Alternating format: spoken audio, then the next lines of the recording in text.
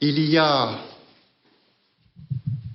beaucoup de questions dans cet évangile, pas beaucoup de réponses, mais surtout beaucoup de confusion. Qu'est-ce qui s'est vraiment passé? Qui dit vrai? Et Dieu, de quel côté se trouve-t-il? Regardons de plus près. Cet homme est un aveugle. Devant cette situation, les disciples interrogent Jésus, mais qui a péché, lui ou ses parents, pour qu'il soit aveugle? Jésus leur répond, c'est pas si simple. C'est ni lui ni ses parents. Mais à travers cette épreuve, Dieu va manifester sa gloire. À travers cette épreuve, Dieu va manifester sa gloire. Arrive une deuxième question. Est-ce qu'il y a eu miracle? Les uns disent, oui, c'est lui le mendiant aveugle. D'autres, non, il lui ressemble. Oui, c'est bien moi. Est-ce qu'on peut lui faire confiance? Est-ce que c'est vraiment lui l'aveugle? Est-ce que c'est une supercherie ou un miracle? Troisième question, où est Jésus? Il était là, on ne sait plus. Il disparaît et il réapparaît à la fin de l'Évangile. Et puis surtout, la question fondamentale, ce miracle vient-il de Dieu? Parce que Jésus a fait de la boue et c'est le jour du sabbat, et pour les ultras, le jour du sabbat, on ne travaille pas, même pas un petit peu de boue. Donc ça ne peut pas venir de Dieu. Et pourtant, de donner la vue à un aveugle de naissance, personne jusqu'à présent n'avait fait ça, réplique ingénument cet aveugle qui ne manque pas de bon sens. Peut-on faire de tels signes sans Dieu? Alors on appelle les parents. Oh là là, dans ce climat de confusion et de tension, ils se gardent bien de s'engager. Demandez-lui vous-même, il est assez grand. Alors les pharisiens, eux qui sont savants, eux qui sont fidèles à Moïse, détenteurs de la loi et qui essaient de l'appliquer et de l'enseigner, sont dans une grande confusion. Comment en sortir? Ils sont dépassés. Il y a des moments où on peut se sentir bien dépassé par la réalité. Comment en sortir? Et je pense que ces jours que nous vivons avec ces questions autour de ce coronavirus, avec les fonctionnements de notre société, il y a ce sentiment d'être dépassé. Comment s'en sortir? Eh bien, peut-être pouvons-nous déjà regarder l'expérience de Samuel dans la première lecture. Samuel, c'est le prophète, c'est le proche de Dieu et il accomplit ses missions. Et Dieu l'envoie accomplir une mission tout à fait particulière, de donner l'onction de consacrer le futur roi. Saül est le roi des Juifs, mais voilà, il n'est pas fidèle et Dieu prévoit, David, c'est quelques années, peut-être quelques décennies plus tard qu'il sera roi, mais c'est déjà le moment de le consacrer pour que l'Esprit puisse le travailler et le préparer à sa mission. Alors Samuel reçoit cette mission du Seigneur, il part l'accomplir. Il va chez Jessé, selon les indications du Seigneur, il voit le fils aîné, il est beau, il est grand, il n'y a pas de problème, ça va être lui le futur roi. Et le Seigneur l'invite à regarder un peu plus loin. Laisse-toi guider. Cherche pas tout de suite à répondre à tes questions. Dieu ne regarde pas comme les hommes regardent l'apparence, le Seigneur regarde le cœur. Ce n'est pas lui que j'ai choisi. Le choix de Dieu, c'est la liberté du Seigneur. Alors on passe le second, le troisième, et puis on les a tous passés, ou presque. C'est pas lui. Laisse-toi guider. Alors on va chercher le dernier, David. C'est pas si simple de trouver la vérité, d'agir d'une manière ajustée. Et c'est lui. Et il est consacré, et l'Esprit Saint s'empare de lui, parce que quand le Seigneur accomplit son œuvre, on va en voir des signes.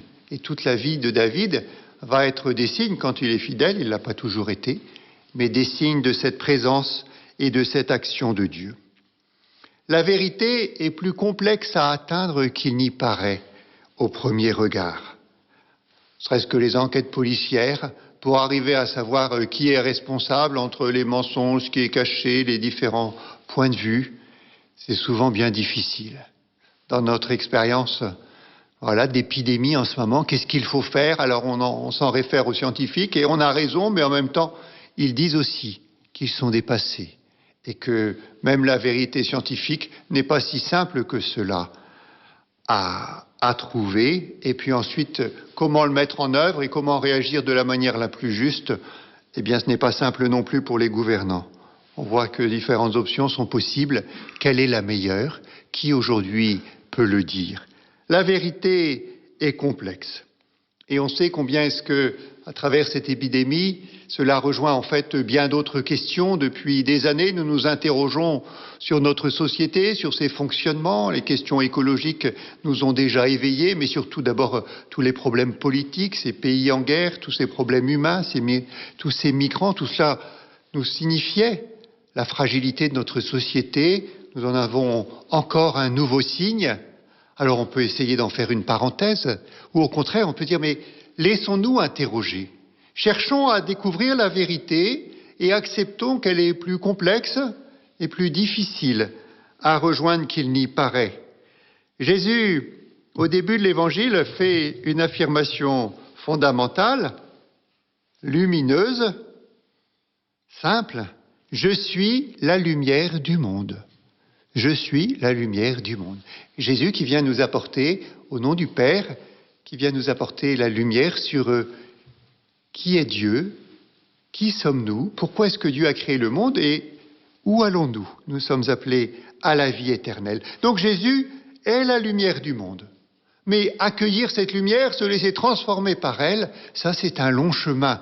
Et quand on regarde toute l'histoire de la Bible et tous les hommes qui l'ont constitué, eh bien on s'aperçoit que les uns et les autres, même les plus saints, il y avait des parties d'obscurité. Quand on regarde notre propre vie, quand on regarde l'histoire de l'Église, il y a à la fois cette lumière fondamentale donnée par le Christ qui nous dit que Dieu nous aime, qui nous donne à travers sa mort et sa résurrection tout son amour, la lumière de l'Évangile à travers ses différents commandements. Nous avons des points de repère, mais nous sommes bien loin de posséder toute la lumière parce que la vérité ne se possède pas.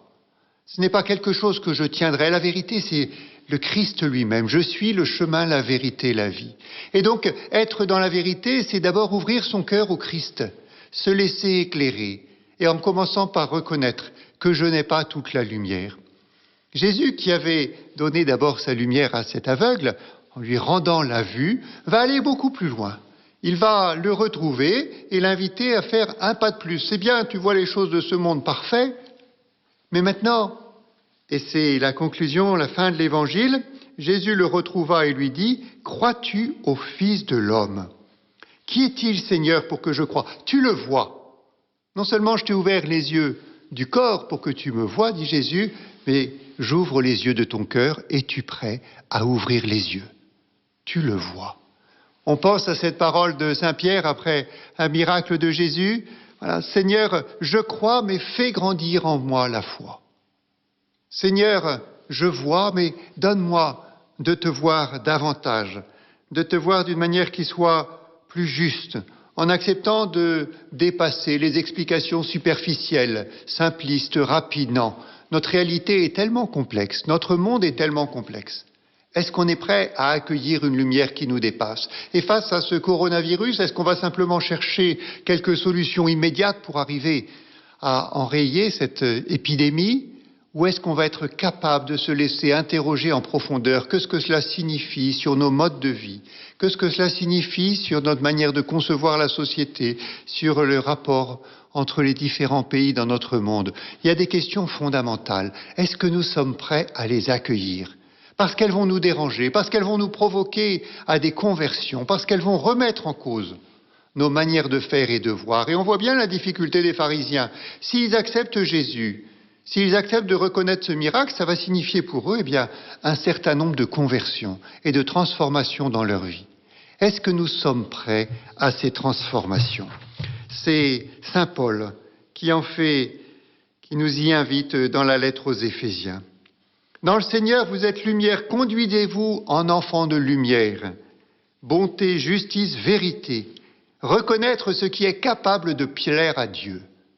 Oui, la vérité n'est pas si simple, D'une part, pas si simple à trouver parce que forcément elle va nous déranger, forcément elle va nous remettre en cause, forcément elle va nous inviter à une conversion, pas à la conversion des autres en disant il faut que les autres changent, non.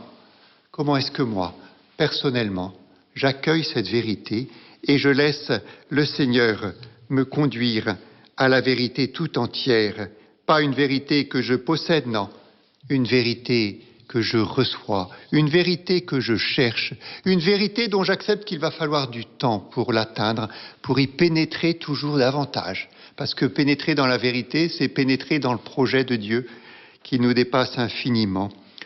Jésus nous a promis, c'est dans l'évangile de Saint Jean aussi, un peu plus loin, il nous a promis, je vous enverrai l'Esprit Saint, et l'Esprit Saint vous guidera vers la vérité tout entière.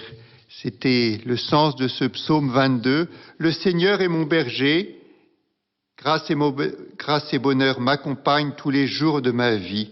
Il me mène vers les eaux tranquilles et me fait revivre. J'habiterai la maison du Seigneur pour la durée de mes jours. Laissons-nous conduire par le Seigneur lui-même jusqu'à la vérité tout entière.